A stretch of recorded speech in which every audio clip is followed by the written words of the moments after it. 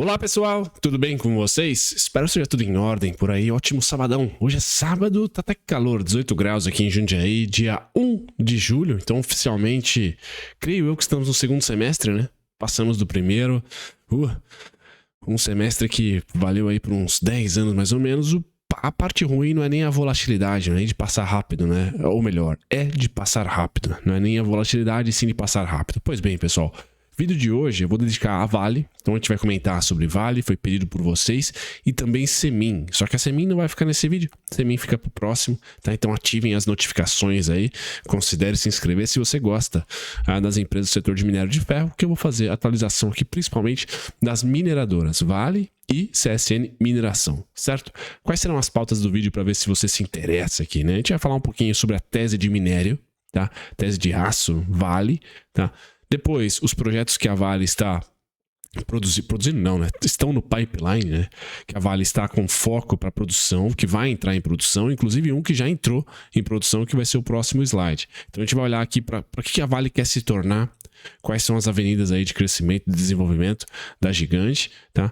E depois aí o Salopo 3, né, que já entrou em vigor nesse primeiro trimestre, mas tende a acelerar mais de olho no segundo/terceiro tri desse ano. Então, principalmente no terceiro trimestre desse ano, já vai ter ali uma boa produção de cobre. Então, a gente vai olhar muito para a Vale, estrategicamente de olho em níquel e cobre, porque são os dois metais aí mais procurados na transição energética, principalmente carros elétricos, tá? Então a Vale talvez faça movimentos para esses dois minerais aí, tá? Depois minério de ferro, sazonalidade, novamente eu vou falar para vocês, vou também comentar sobre a correlação atual entre Vale e minério de ferro. Uma coisa um pouco diferente, né? O momento atual é um pouco diferente do que habitualmente a gente está acostumado a ver na correlação minério de ferro e Vale. Vou falar sobre minério de ferro, atualizar para vocês a minha projeção. A gente vai comentar se a Vale foi um bom investimento no longo prazo ou não. Vai comentar sobre os seus múltiplos e sobre os dividendos quando tem próxima data corte, tá? E aí finalizamos com evolução do dividend yield, um insight aqui para saber quando tá cara, quando tá barata, tá? E aí a gente vai pro gráfico, pessoal. E aqui, cenário do Brunão, tá? Alguns alvos para o mês de junho e julho não foram tocados, tá? Alvos compradores, vou falar sobre eles, vou falar sobre a possibilidade aí de passar um pouquinho de estresse com a Vale no curtíssimo prazo, mas é iminente, pelo menos a minha provável ida da Vale, pelo menos aos 71 e 74, 72 e 99, 74 e 81, enfim, vou falar da minha parte técnica aqui para vocês, tentar colaborar também para quem já está posicionado na gigantesca empresa de mineração aqui no Brasil. Disclaimer na tela, pessoal, do disclaimer eu passo pelo convite, então considere se inscrever, ative as notificações aqui no Clube dos Dividendos, eu, Bruno Mazzoni, seja muito bem-vindo novamente, né? Eu sou Bruno Mazzoni, 2 vídeos por dia, aos domingos são 3, tá certo? Então esse vídeo aqui deve ir ao sábado ou no domingo, vou compartilhar com vocês. Bom, deixa eu sair da tela. Aqui. Então a Vale, qual que é a tese de investimentos que você tem que ter na Vale, né? Primeiro, urbanização, então o mundo vai crescer na parte das cidades, isso demanda minério, isso demanda infraestrutura, tá? Transição energética, ela aqui, não digo cavalo de pau, mas talvez ela mire muito mais alguns metais específicos. Eu falei aí do cobre e do níquel, tá? Onshoring, o que significa onshoring, né? Os países, devido a essa geopolítica toda esquisita que nós estamos vivendo nesse momento, crise Rússia e Ucrânia, depois da pandemia também, a necessidade de trazer algumas indústrias para dentro do próprio país, para não precisar importar muito, e ou trazer a indústria para países amigos, que é o friendshoring. A gente vai ouvir muito, acho que esses dois termos, né? Onshoring, ou desglobalização, ou multiglobalização, tá? Ou friendshoring, que são países amigos que fazem ali algumas políticas econômicas parceiras para trazer indústrias estratégicas para dentro de um país ou de outro, para facilitar a importação de algumas matérias-primas ou de alguns produtos específicos, tá? Então essa tendência, pessoal, eu concordo, é uma tendência, não é um fato, tá? Ainda não há movimentos grotescos de indústrias saindo, por exemplo, da China. Não vejo isso, tá? Mas talvez países como América do Sul, né, a região da América do Sul, Índia, Filipinas, Indonésia, recebam ali bastante fluxo de capital estrangeiro para investimento em algumas indústrias específicas para tentar tirar a dependência de China, porque nós tivemos ali um problema específico na China, principalmente em 2022, né, onde todo mundo estava reabrindo, vamos assim dizer, e a China ainda estava com problemas. Isso gerou um pouco de inflação permanente, vamos assim dizer, para os países que tinham muita indústria lá. Tá? Então, e também a mão de obra chinesa encarecendo, um outro ciclo econômico na China. Tá? Esse processo aqui pode sim desencadear muita demanda por aço, muita demanda por minério. Certo, pessoal? Além da estimativa da própria Vale aqui, deve ter pago alguma pesquisa, uma research para fazer, de que a região emergente, ou seja, Brasil, vai aumentar, né? A região aqui vai aumentar a produção em relação ao todo, né? Hoje China domina a produção aí de minério. Beleza? Bom, feito isso, pessoal, nessa parte de tese de investimento, se você acredita no crescimento populacional, acho que isso está dado. Ou não, né? Mas enfim, vamos lá, crescimento. Urbanização, transição energéticas e onshoring. Bom, onshoring eu vejo como o principal e mais imediato aqui. Se isso de fato acontecer, pessoal, nós teremos sim o preço do minério de ferro sendo muito aquecido, não só pela China, tá? Não só pela China, mas por esses países que vão trazer, por exemplo, indústria de chip, indústria de outros materiais aí para dentro ou para outros polos que não China, e aí a Vale pode se beneficiar sem dúvida nenhuma, tá? O pipeline, pessoal, pipeline são os projetos que ela está em construção, em licenciamento, vendo viabilidade, estudando no escopo, etc. São vários, tá? São vários e principalmente a gente vai ver muito a Vale olhando para esses dois minérios aqui, né? Níquel, tá? E cobre. Beleza? Então, tornar um expert aí em níquel e cobre, ir pro Chile para dar uma olhadinha no cobre e níquel, eu não sei, acho que Peru tem mais níquel aqui na América do Sul, tá? Entender bastante desses dois carinhas aqui, eu acho que vai fazer todo sentido. E principalmente se pegar, né, a produção de carros elétricos, vai pegar bastante cobre, eu não sei o quanto de níquel, mas creio que sim, baterias, etc. Tá? E de olho em onshoring, pessoal, essa palavra deve ficar bastante. Friendshoring ou onshoring, gringo, gourmet, deve entrar bastante aí. Mas são vários estudos aqui de viabilidade, ou seja, a Vale tem caixa e tem punch, tem expertise e deve estar investindo bastante em pesquisa para sair na frente aqui. Não vai me assustar aí se a Vale adquirir algumas pequenas minas aí, olhando para cobre e para níquel, tá? Acho que ainda é cedo para investir pesado, porque a gente não sabe ainda, né, como que essa indústria, essa transição energética de fato será, mas a Vale está de olho. Então, diversos ativos em construção e comissionamento, Sistema Norte, tá? Então a Vale tem bastante coisa para colocar e para ser publicada para você, acionista de longo prazo. A empresa não está sentada na situação atual. Não. A empresa tem ali Serra Norte, S11D, Brucutu, nome engraçado, Itabira, temos também aqui Capanema, Vargem Grande e Paraopeba, certo? Então, ser investidor da Vale é ser aí praticamente um jornalista, né? E você ficar muito atento, pesquisador, melhor dizendo, né? Ficar muito atento aí a todos esses processos importantes, tá? Em construção e comissionamento. O que está mais perto da realidade, que vai ser muito comentado no próximo resultado, é o Salopo 3, tá? Que já tem as linhas em operação. Capacidade total, quarto tri, 24. Mas eu acho que a partir do terceiro tri, pessoal, ou seja, a partir de agora, tá? A gente já tem uma foto boa do que será nos próximos anos, tá? Então já tem uma foto boa da produção aí do Salobo 3, perdão, de cobre. Então, acho interessante olhar para a Vale. O resultado desse segundo tri, ele vai vir morno, mas o resultado do terceiro tri, lá no finalzinho do ano, outubro, ali, novembro, vai ser interessante, né? Olhar para esse carinha aqui, nessa operação, certo? Acho que dentro da Vale, o que eu tinha para falar era isso. Agora, na parte técnica, pessoal, normal, barriga do ano, meio do ano, a Vale ficar lateral ou a Vale ceder, como cedeu. China teve o seu trade de reabertura no final do ano, entre novembro e dezembro, e principalmente janeiro, fevereiro, e acabou em março. Lembrem que a bolsa caiu em março e a Vale era a única ali, entre março e abril, que estava resiliente, testando máximas históricas. Então ela cumpriu o seu papel, vamos assim dizer. Sazonalmente falando, o minério é isso mesmo. Então, entre setembro e outubro, tem que se esperar atenuação das quedas e, quem sabe, altas, a depender aí de dados chineses, dados econômicos, etc. Sempre bom olhar o macro, mas sazonalmente favorece as compras ali do terceiro trimestre para o quarto. Então, entre setembro e outubro. É para se olhar, tá certo? Faltam 2 meses ainda, cheios, pessoal. Faltam julho e falta agosto ainda, tá certo? Depois, entre março, abril e maio, a gente tende a esperar o fim das altas. Tá? Então ela é uma companhia, o minério é uma commodity, que tende a passar outubro, novembro, dezembro, janeiro, fevereiro, março em alta. 6 meses. Tá?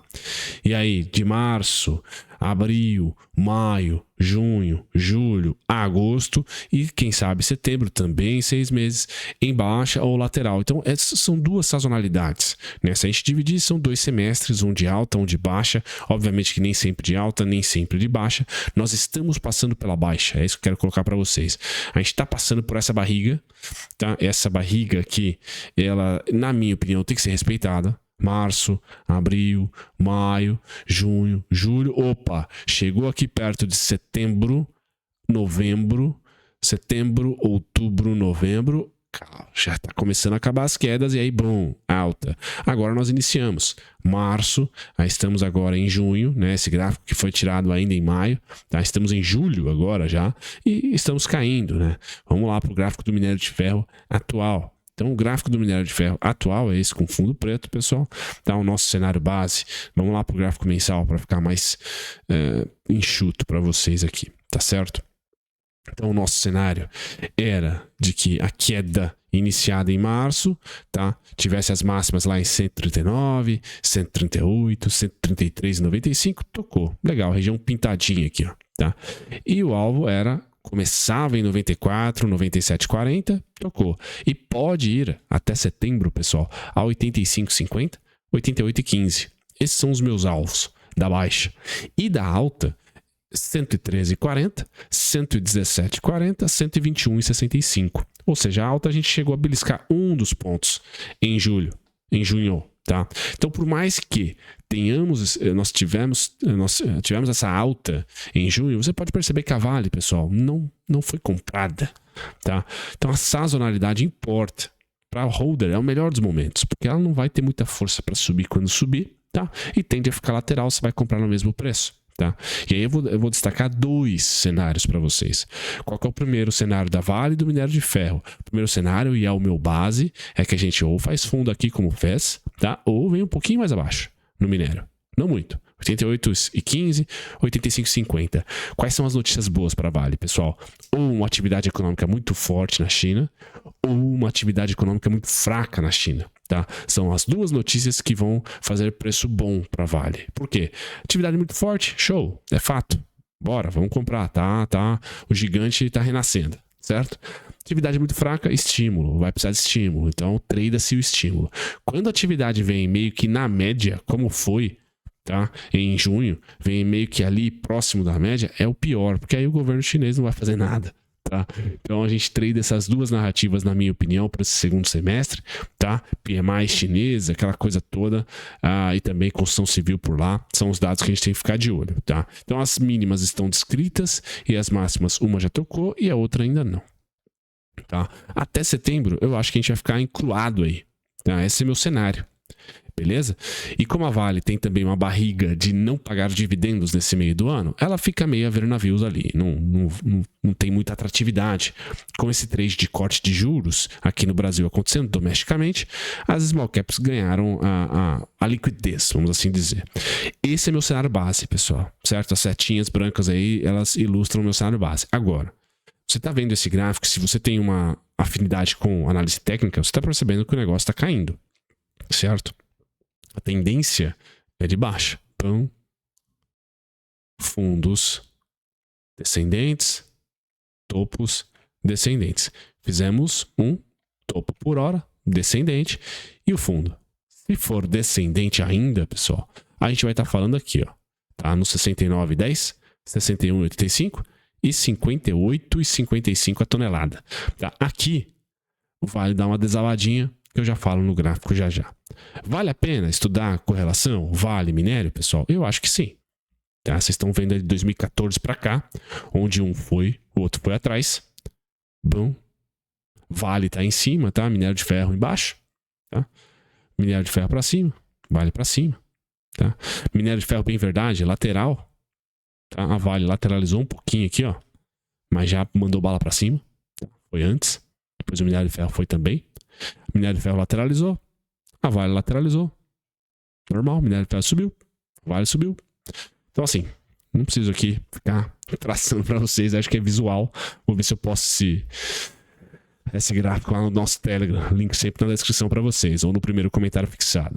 Bom, o que é o esquisito desse momento? Tá? É que de outubro para cá, pessoal, outubro 21, não outubro 22, não eleição, outubro 21. Tá? Então, PEC dos precatórios para cá. O que está acontecendo com a Vale? Né? A Vale, pessoal, está performando muito bem, se comparado com o minério. Tá? Aqui, por quê? Vale está fazendo topos e fundos. Não, fundos ascendentes, topos idênticos. Legal? Essa é a Vale. Topos, o topo triplo e os fundos ascendentes por hora. Enquanto que o minério está oposto, né? São topos e fundos descendentes. Então aqui tem uma, vamos dizer assim, uma certa pulga atrás da orelha. Tá? Qual que é a parte positiva dessa correlação que está torta nesse momento, desfavorável aos compradores da Vale? Tá? A notícia positiva, pessoal, é que esse fundo aqui, ó, do minério de ferro, foi feito em 2022. Em 2022 havia lockdown, havia ainda política de restrição. Tá? 2023 não. Então é por isso que Bruno não acha que 2023 para o minério de ferro será pior que 2022. Então ele segura por aqui. Segura por aqui. Segura esse fundo, não rompe esse fundo.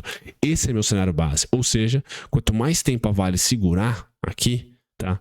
Mais o minério de ferro vai ajudar ela a igualar essa correlação. Ficar lateral, etc. E ela também. Beleza? Então eu não ficaria assim, muito receoso com esse movimento de minério para baixo e Vale para cima. Tá? Em um primeiro momento, pessoal, eu acho que é até normal a Vale para cima e minério para baixo, por quê? Dividendos. Tá? Dividendos. Isso segura. Recompra de ações, dividendos, e a Vale fez ambos. Tá? Quando a gente olha aí para a distribuição de dividendos da Vale, foi cavalar. Né? A gente está falando de R$14,50 em 2021, R$7,06 em 2022, líquido. Esse ano já pagou 2. Tá? A tendência a diminuir? Sem dúvida, pessoal. Sem dúvida. Olhem o preço do minério. Tá? Olhem a demanda global. Olhem para a China, tá? Não ali realmente crescendo bastante. Aí eu tenho minha tese, né? Já falei, né? As próximas vales da B3 serão os frigoríficos, porque eu acho que a China vai mudar para uma economia de consumo e não industrial. Tá? Então a parte de urbanização, que é um dos vetores de crescimento aqui da Vale, né? Da tese de investimento, a China perdeu. Né? Não digo perdeu totalmente, mas perdeu. Né? Boa parte da última década não vai vir nessa próxima. Tá? Transição energética, tudo bem. Onshoring não é China. Crescimento populacional também perdeu. A China é o primeiro ano que não cresce, né? Então, assim, eu não vejo essas duas alavancas aqui vindo de China. Tá? E aí é uma tese que coloca pelo menos o minério de ferro lateral. Tá? Lateral. Certo? Então, olhando para o preço teto aqui da Vale, quem tiver curiosidade, né, esse ano aqui, nos últimos 3 anos, o dividendo médio líquido foi de R$7,89. Tá? Então, eu vou com a matemática. Ops, mas R$7,89 por 6, né, Brunão? Dá R$131,50. Então, assim, tá de graça a Vale por hora, mas é cíclico. Vejam aqui como a empresa foi cíclica nos últimos anos aí. Tá? Tanto no boom ali, 2007 a 2008, a gente pega um pouquinho aqui, tá? Como depois na barrigada. Eu acredito que nós estamos nesse ciclo, né? Falo sempre para vocês, pro Ibovespa também. Então, se aqui foi 2021, depois queda estabiliza. Tá? 2021, queda. Então, esse ano um pouquinho menos que R$7, depois estabiliza. Tá? Então, colocaria ali essa essa possibilidade aí, mas sem um número específico. Em 2022, a Vale teve data corte, pessoal, em março. 2023, em março. Qual que é a data corte agora? Agosto. Então, julho, de novo, é um mês ruim. Não é um mês muito bacana para Vale. Agora, primeira quinzena. A segunda quinzena de julho já começa a aquecer as turbinas para dividendo e para resultado. Tá? Então, Vale, Zé Vendinha, tem vida fácil até segunda quinzena de julho. Até dia 15 desse mês aqui. Depois já ficaria meio chateado ali. Porque tem dividendo, resultado, dá uma mexida. Aí, pós-dividendo, resultado, temos agosto, chato, ruim, mesmice. Setembro já é hora de olhar para compras. Certo? É a sazonalidade do minério, essa análise. A Vale foi interessante no longo prazo, desde o seu IPO. IPO eu não digo, né? Desde 1994? Sim. Subiu 32% praticamente e o CDI 7%. Então foi um ótimo investimento. Se provou ser um ótimo investimento. Aqui, curiosidade, pessoal, quando o pior momento de dividend yield da Vale foi o maior desconto e o melhor momento dela. Tá? Então, assim, ela está caindo no seu dividend yield. Espere chegar a 0,65. Nossa, difícil imaginar, né? Mas, enfim, quando o dividend yield pelo menos chegar na média, tá, da última década, está em 6,41, será que esse indicador vai ser o melhor time? Quando o dividend yield chegar a 6% do bar, sei lá, é o melhor momento para se comprar Vale? Porque o minério de ferro vai virar? Pois bem, aqui é só curiosidade, viu, pessoal? Não tem nenhum estudo que comprove que o dividend yield de uma ação cíclica pode ser ali um grande indicador para você. Bom, comprar barato, no caso. Barato, né? Para quem é holder, também destina algumas ordens. E aqui a parte gráfica, que é para quem é holder, né? Assim como eu, tem carteira previdenciária, mas destaca ali, separa um dinheirinho desses aportes mensais para ordens condicionais, para ordens limitadas, por exemplo. E para esse cidadão, cidadã, o que eu tenho aqui para Vale? De novo, primeira quinzena de julho, xaropaça, né? Então vamos lá, quais são os ponticos legais aqui que eu teria a ordem cadastrada se eu fosse investidor da Vale, pensando nesse dividendo de agosto aí, tá? 63,29, tá? É o primeiro, certo? Depois 60,17, tá? E o principal, 58,87, tá? Então esses são os 3 ponticos aqui de julho, vamos supor, tá? E depois de resultado a gente dá uma olhadinha aqui nos resultados. Agora para cima, segunda quinzena de julho, pessoal, aonde eu creio que a Vale vá, tá? E aqui é muito importante, porque é o meu cenário básico que ela venha para cá, tá? Mas que não passe daqui, tá certo? 71,74, 74,81, 77,47. Tá, então ali, esses 3 pontinhos vermelhos é tipo assim, puxa, belisquei no 63, belisquei no 58, no 60 ou no 64, ela tá em 2 pontos de suporte do mensal aqui, né? 64,32, 64,22, tá? Belisquei ali, tá? Primeira parada foi 69,43, que já foi suporte nosso, virou resistência, foi suporte aqui em maio, virou resistência depois que foi suporte em abril, virou resistência em maio e em junho também. Tá, virou resistência, não é alvo, tá? O alvo continua sendo esses 3 pontos, 71,74, 74,81, 77,47, tá? Isso com o minério de ferro suportando os 94, os 88, tá? E eu acertando o minério de ferro.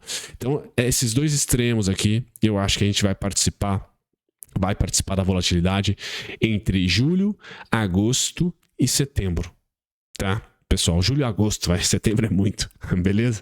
Entre julho e agosto. Então, melhores compras embaixo, melhores vendas em cima. Para vocês aí que gostam de opções também, podem idealizar alguma coisa. Com esse cenário meu travado. Agora, você que tá aí e tem o cenário de minério para baixo, pessoal, aí não tem jeito, tá? Rompeu o 58,87, pessoal, vai vir para mínima mensal, para esse candle aqui, ó. E aí é um pouco técnico, tá? Mas tem muito stop aqui. Tá, tem muita ordem de venda dizendo, desistir da tese, tá certo? É o stop mensal. E uma vez esse stop trigado, startado, pessoal, é um ponto só. Na minha opinião, faz isso, ó. Pum, tá? Em um mês, rapidinho, ela vem para 46,60, 45,13, 44,95. Então, esse cenário aqui é minério a 61, tá? É minério rompendo as mínimas de 2022. Beleza? Naquele gráfico que eu mostrei anteriormente. Agora tem o cenário oposto. Bonança. Crescimento. Brasil geopoliticamente muito bem. Fluxo para cá. Indústria local, de repente. Não sei. tá? Uma tese de crescimento, de fato, para Vale nesse ano aqui. Bom, qual que vai ser a parte da tese de investimento? Os preços vão chegar a 86,77 no mínimo. No mínimo, 86, 77, 86 reais, tá? E com a grande probabilidade de testar os 91,11 nesse final de ano, Rally Italina, etc. E aí, uma vez os preços aqui em 86 e 91, pessoal, não há mais os 44, não há mais os 58, 63. Não tem mais essa oportunidade, porque tecnicamente eu vou falar para vocês que inverteu a polaridade, os pontinhos vermelhos eles vão ficar verdes. Então 71, 74, 81, 77, 47 serão suportes, serão as mínimas para o próximo rally de alta, que tem ali uma primeira paradinha em 101,19 e a segunda em 104,54. Certo, pessoal? Então 3 cenários contemplados. Eu sei que tem muito investidor da Vale, por isso que eu tentei ser cuidadoso aqui nos 3 cenários. O meu é de trava, tá? De trava por causa da reabertura chinesa, mesmo com jurão na gringa, a gente segura esse minério, a gente segura a Vale aí, tá? Não é nem de baixo nem de alto. Então ainda permaneça o café com leite para esse ano aqui, no mesmo cenário que nós vivemos desde 2021. Agora, se você tá para baixo ou para cima, eu tentei colocar para você aí também quais seriam ali as principais estratégias. Certo, pessoal? Um grande abraço, até o próximo vídeo. Tchau, tchau.